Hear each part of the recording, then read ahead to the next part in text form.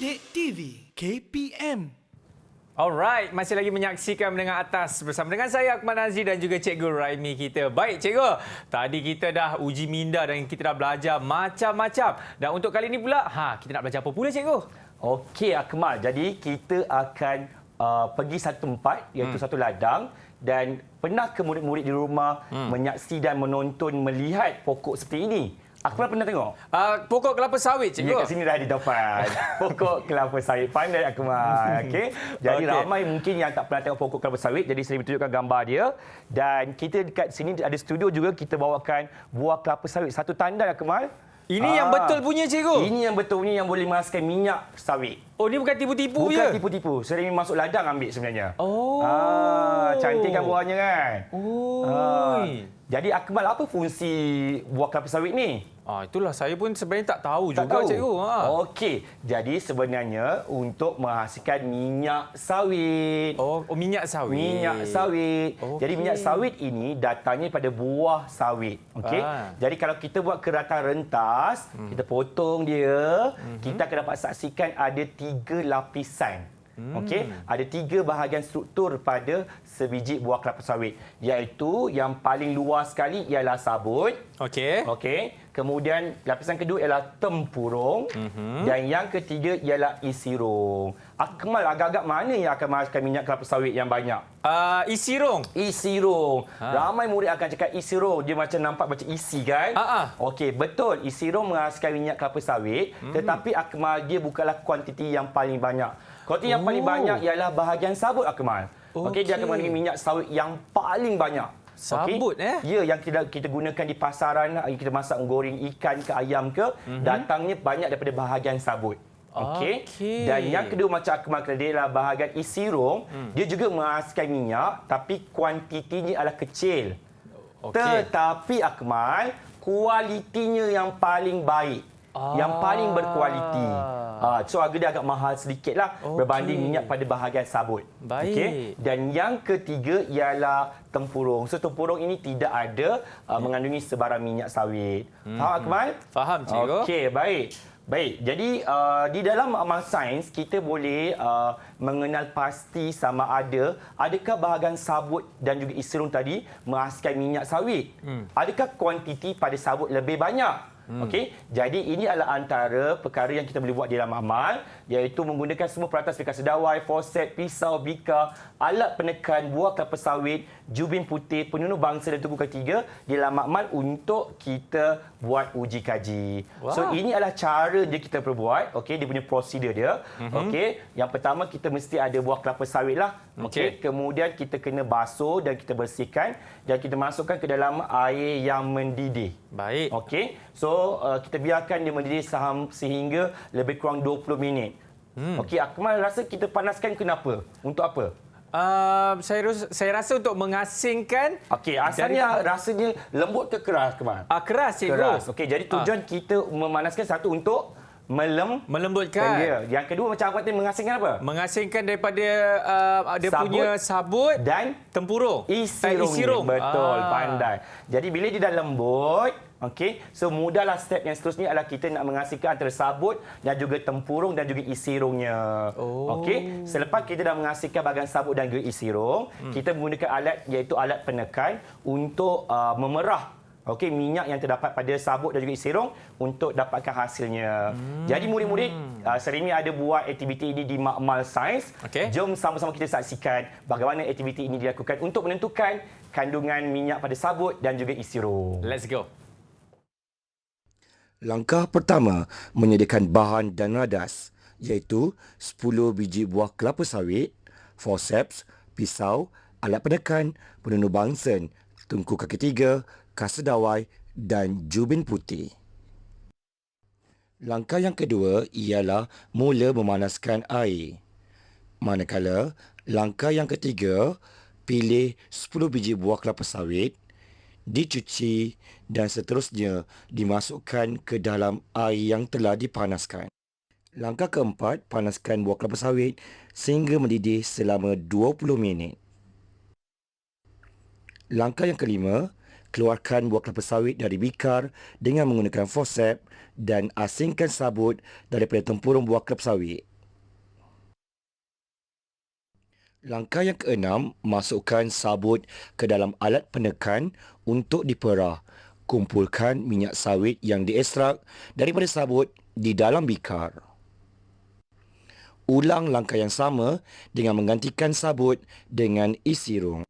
Langkah ketujuh, bandingkan dan bezakan kuantiti minyak yang diekstrakkan daripada sabut dan isi rong. Catat kuantiti minyak yang dikumpul di dalam bikar. Wah, cikgu. Seronoknya buat eksperimen tu, cikgu. Betul. Kalau Akmal ada di sekolah Seremi, kita boleh buat sama-sama nanti. Soon. Soon. InsyaAllah. Okey. Jadi Akmal, ini adalah keputusan yang telah kita dapat daripada uji kajian yang dilakukan dalam Akmal. Okey. Jadi yang ini kita lihat ialah daripada yang ini sering bulatkan. Okey. Ini adalah pada bahagian sabut dan yang ini pula ialah pada bahagian isi rong. Boleh tak Akmal menjawab minyak diekstrak daripada sabut, berapakah kuantiti dia dan juga isi rong? Banyak atau sedikit macam tu?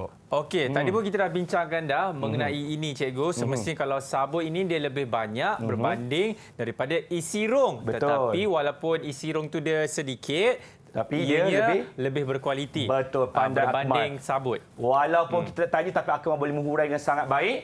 Jadi tengok sabut, kita tengok dia punya kuantitinya lebih banyak. Kalau untuk isi rong, kuantiti dia sedikit. Jadi aktiviti ini dapat membuktikan bahawa sabut punya lebih banyak minyak berbanding dengan isi rong. Ya, warna dia pun berbeza, cikgu. Betul. Apa yang saya perasan? Ya, sebab dia lebih berkualiti kan. Dia punya minyak. Okey, jadi Akmal betul jawapan. Sering bagi satu lagi point untuk papan ganjaran Akmal. Ya, terima kasih, cikgu.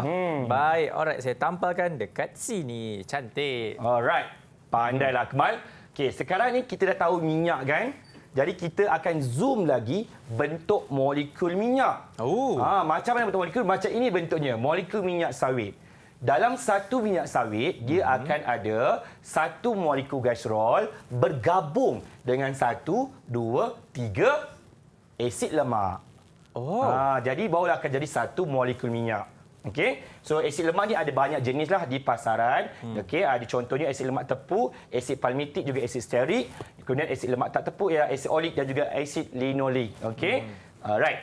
Jadi apa pula kandungan nutrisi? Iaitu kalau kita makan minyak sawit tu bagus tak bagus? Adakah dia membekalkan nutrisi kepada manusia? Sebenarnya ada. Yang pertama, lemak. Walaupun kita lemak tidak bagus untuk kesihatan, minyak sawit punya lemak dia adalah seimbang.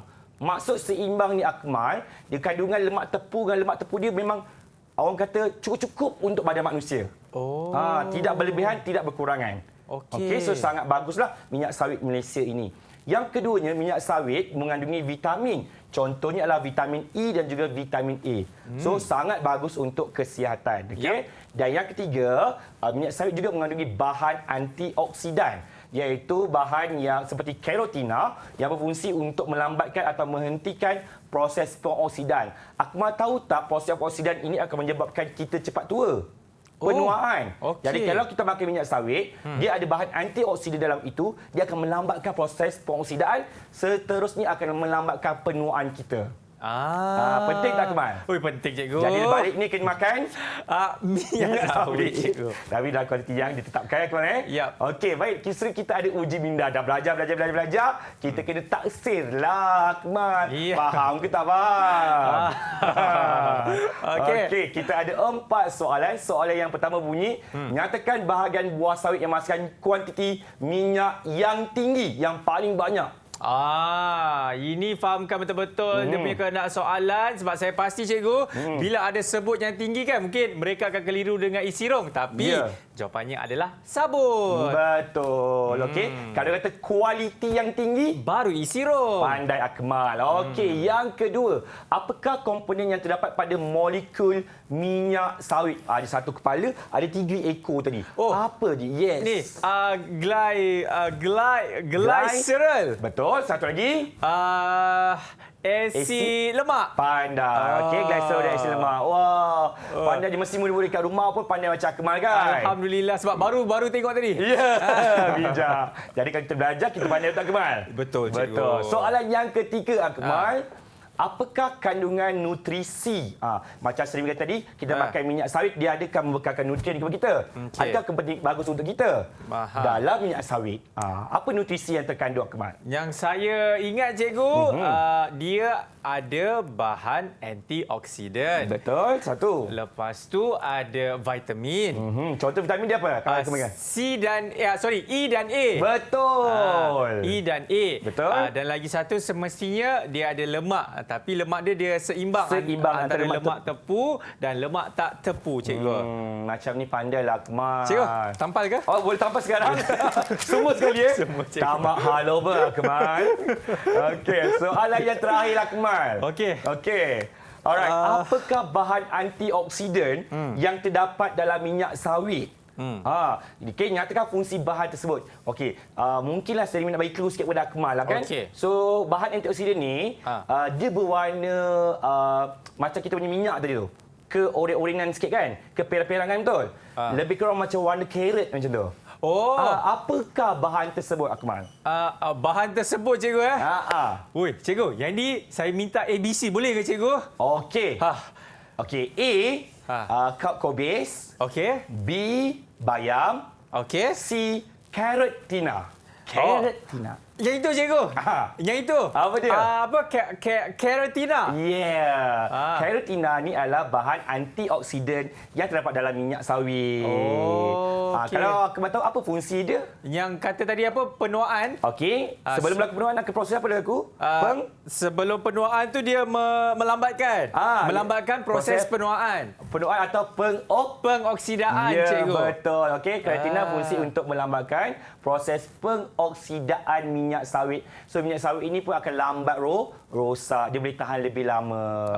Okey, cikgu kalau soalan ini keluar dalam peperiksaan, murid-murid hanya boleh tulis poin saja atau kena tulis dalam ayat, cikgu? Okey, dari situ menjawab pula, kita tidaklah terlalu rigid sangat. Okey. Jadi asalkan ada poin yang penting, kita terima untuk dapat jawapan yang betul. Oh, boleh, cikgu. Boleh. Tak ada salahnya.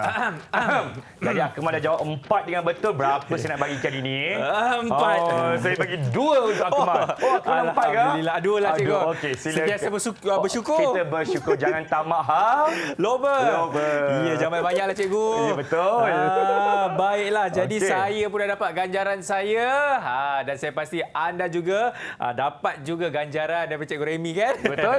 Okey. Ambil. Betul. Baik, kita nak berhenti rehat dulu. Selepas ini, kita akan kembali dalam Menengah Atas.